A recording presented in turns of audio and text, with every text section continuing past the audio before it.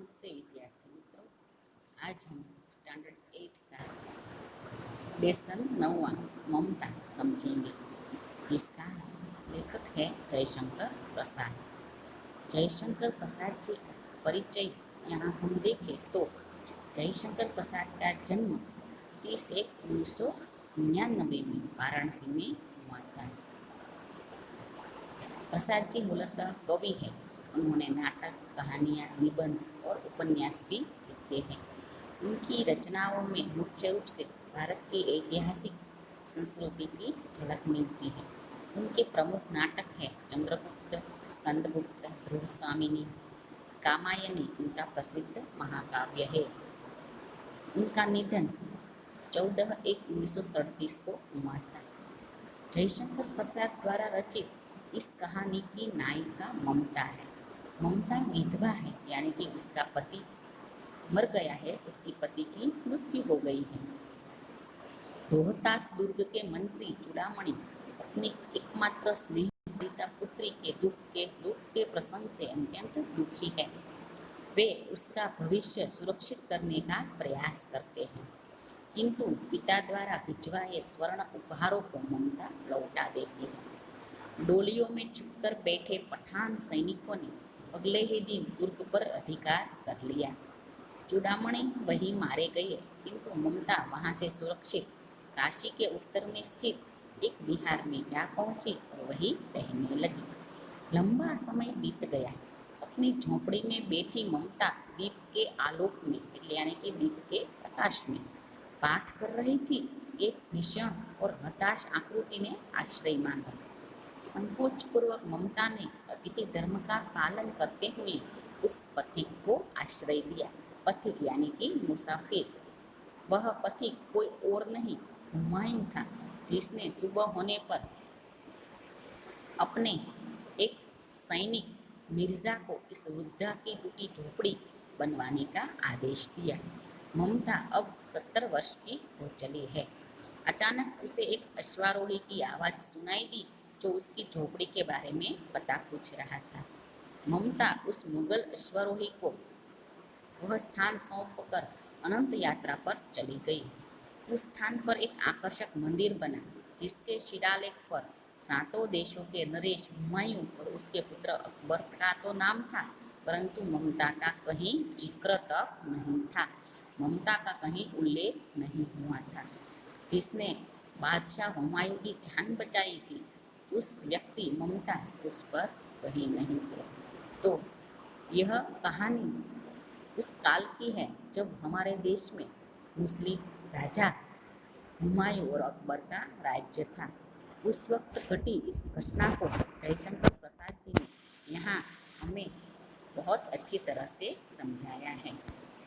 यदि हम पाठ देखें तो रोहतास दुर्ग के प्रकोष्ठ में बैठी हुई युवती ममता शोण के तीक्ष्ण गंभीर प्रवाह को देख रही थी।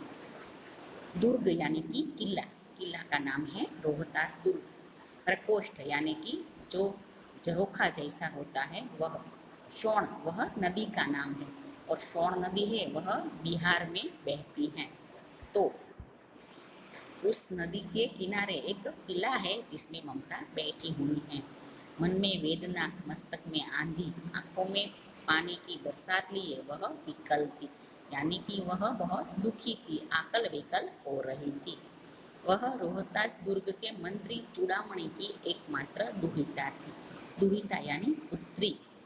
उसके लिए कोई अभाव होना असंभव था, परंतु वह विधवा थी। उसकी विडंबना का कहाँ अंत था? विडंबना यानी कि दुख। चूड़ामणि ने चुपचाप उस प्रकोष्ठ में प्रवेश किया। शोण के प्रवाह और उसके कलनाद में ममता अपना जीवन मिलाने में बेसुध थी। पिता का आना न जान सके। चूड़ामणि व्यथित हो उठे। स्नेह पालिता पुत्री के लिए क्या करे, वह स्थिर न कर सकते थे। लौटकर बाहर चले गए। ऐसा प्रायः होता, परंतु आज मंत्री के मन में बड़ी दुश्चिंता थी। पैर सीधे पड़ते न थे। वह जो ममता नाम की युवती थी, उसको उसके पिता अंदर आ गए वह भी पता न चला, यानी कि अपने दुख में ऐसी घिरी हुई बैठी थी कि उसको देखकर उसके पिताजी जो चूड़ामणि बहुत व्यथित हो उठे। इतने व्यथित हो उठे कि वह सीधी तरह से चल भी नहीं सकते थे और मन में निरंतर यही विचार आता था कि मैं अपने पुत्री का भविष्य कैसे सुनिश्चित करूं, क्योंकि वह विधवा थी। एक पहर बीत जाने पर वे फिर ममता के पास आए। उस समय उनके पीछे 10 सेवक चांदी के बड़े थालों में कुछ लिए हुए खड़े थे।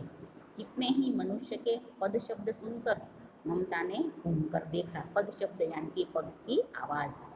मंत्री ने सब थालों को रखने का संकेत दिया। अनुचर थाल रखकर चले गए। ममता ने पूछा, यह क्या है पिताजी? तेरे लिए है बेटी, उपहार है, कहकर चूड़ामणि ने आवरण पलट दिया। स्वर्ण का पीलापन उस सुनहरी संध्या में विकीर्ण होने लगा। ममता चौंक उठी, इतना स्वर्ण कहाँ से लाए? चुप रहो ममता, यह तुम्हारे लिए है। तो क्या अपने शत्रु का उत्कोच स्वीकार कर लिया? उत्कोच यानी कि लांच रिश्वत। पिताजी यह अनर्थ है, अर्थ नहीं। लौटा दीजिए पिताजी, हम लोग ब्राह्मण हैं, इतना सोना लेकर क्या करेंगे? इस पतनोन्मुख प्राचीन सामंत वंश का अंत समीप है बेटी। किसी भी दिन शेरशाह रोहतास दुर्ग पर अधिकार कर सकता है। उस दिन मंत्रित्व न रहेगा तब के लिए है। जब मैं न रहूँगा, मेरा मंत्रित्व पद न रहेगा, तब यह सुवर्ण तेरे काम आएगा। तेरी भविष्य चलाने के लिए यह सुवर्ण बहुत जरूरी है। लेकिन कहती है ममता कि हे भगवान, विपद के लिए इतना आयोजन, परमपिता की इच्छा के विरुद्ध इतना साहस। पिताजी, क्या भीख न मिलेगी? क्या कोई हमें 2 मुट्ठी अनाज न देगा? यह असंभव है। फेंक दीजिए पिताजी, मैं काँप रही हूँ। इसकी चमक मेरे आंखों को अंधा बना रही है, क्योंकि ये दुश्मन का धन है। दुश्मन ने रिश्वत दी है चूड़ामणि को कि तुम अपने किले में हमें आने दो और इतना सोना ले जाओ। और ये सोना को देखकर उसकी पुत्री ममता कहती है कि पिताजी, इस सुवर्ण का पीलेपन मेरे आंखों को अंधा बना देता है, उसे ले जाइए, हम रिश्वत नहीं लेंगे, चाहे हमें भीख मांग कर खाना क्यों न पड़े। मूर्ख है, कहकर चूड़ामणि चले गए।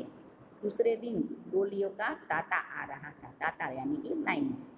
मंत्री चूड़ामणि का हृदय धक धक करने लगा। वे अपने को रोक न सके। उन्होंने जाकर रोहतास दुर्ग के तोरण पर डोलियों का आवरण खुलवाना चाहा। पठानों ने कहा, यह महिलाओं का अपमान करना है। बात बढ़ गई, तलवारें खींची, मंत्री वही मारे गए। राजा रानी और कोष सब छली शेरशाह के हाथ में पड़े। निकल गई ममता। डोली में भरे हुए पठान सैनिक दुर्ग भर में फैल गए, परंतु ममता न मिली। काशी के उत्तर में स्थित धर्मचक्र विहार मौर्य और गुप्त सम्राटों की कीर्ति का खंडहर था। खंडित शिखरों वाले भवन तृण गुल्मों से ढके हुए प्राचीन ईंटों के ढेर में बिखरी हुई भारतीय शिल्प की विभूति ग्रीष्म की चंद्रिका को स्वयं में शीतल कर रही थी। एक बौद्ध खंडहर में जो काशी में स्थित है, वहाँ ममता चली जाती है, जो घास से ढकी हुई थी। जहाँ गौतम का उपदेश ग्रहण करने के लिए पंचवर्गीय भिक्षु पहले मिलते थे, उसी स्तूप के भग्नावशेष की मलिन छाया में एक झोपड़ी के दीपालोक में एक स्त्री पाठ कर रही थी। अनन्य वस्तिदो मैया माए जना कर्यु पासते। पाठ रुक गया। एक भीषण और हताश आकृति दीपक के मंद प्रकाश में सामने खड़ी थी। स्त्री उठी, उसने कपाट बंद करना चाहा, परंतु उस व्यक्ति ने कहा, माता, मुझे आश्रय चाहिए, मुझे यहाँ रहना है। तुम कौन हो? स्त्री ने पूछा। मैं मुगल हूँ, चौसा युद्ध में शेरशाह से विपन्न होकर अपनी रक्षा चाहता हूँ। इस रात अब आगे चलने में असमर्थ हूँ। चौसा का युद्ध हुआ था शेरशाह के साथ, उसमें मैं हार गया हूँ और वहाँ से निकल भागा हूँ। इस एक रात को हमें यहाँ रहने दीजिए। क्या शेरशाह से? स्त्री ने अपने होठ काट लिए, यानी कि घृणा दिखाई। हाँ माता, पर तुम भी वैसे ही क्रूर हो। वही भीषण रक्त की प्यास, यही निष्ठुर प्रतिबिंब तुम्हारे मुख पर भी है। सैनिक, मेरी कुटी में आश्रय स्थान नहीं, जाओ दूसरा आश्रय स्थान खोज लो। जब उसने कहा कि मैं मुगल हूँ, तो ममता को अपने वक्त की बात याद आ गई और कहा कि तुम भी शेरशाह जैसे ही खून के प्यासे दिखते हो। मेरी कुटी में, मेरी झोंपड़ी में तुम्हारा कोई स्थान नहीं है, तुम चले जाओ। गला सूख रहा है, साथी छूट गए हैं, अश्व गिर गए हैं, इतना थका हुआ हूँ, इतना। कहते कहते वह व्यक्ति धड़ाम से बैठ गया। उसके सामने पूरा ब्रह्मांड घूमने लगा। स्त्री ने सोचा, यह विपत्ति यहाँ कहाँ से आई। उसने जल दिया, मुगल के प्राणों की रक्षा हुई। वह सोचने लगी कि ये दया के पात्र नहीं, मेरे पिता का वध करने वाले आतताई यानी कि हत्यारे। घृणा से उसका मन विरक्त हो गया।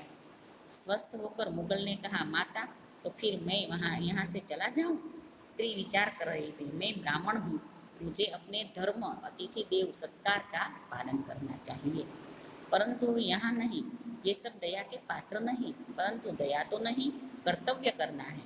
तब मुगल अपनी तलवार टेक कर उठ खड़ा हुआ। ममता ने कहा, क्या आश्चर्य है कि तुम भी छल न करो। ठहरो, छल नहीं, तब नहीं स्त्री, जाता हूँ। तैमूर का वंशधर स्त्री से छल करेगा? जाता हूँ, भाग्य का खेल है। ममता ने कहा, यह कौन दुर्ग है?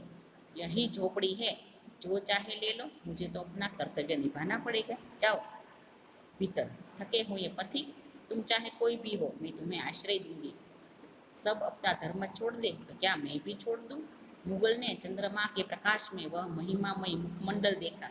उसने मन ही मन नमस्कार किया। ममता पास की टूटी हुई दीवारों में चली गई और भीतर थके पथिक ने झोपड़ी में विश्राम किया। ममता ने उसे आश्रय दिया।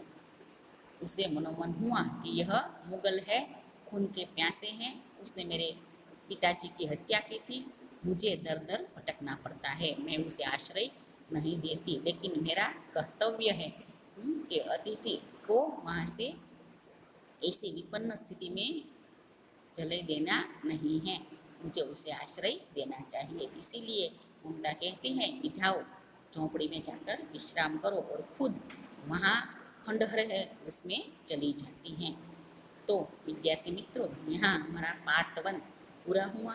पार्ट 2 हम दूसरे लेक्चर में देखेंगे, और आपको इस पाठ का शब्दार्थ है वो लिखकर गूगल क्लासरूम में भेजना है। Thank you.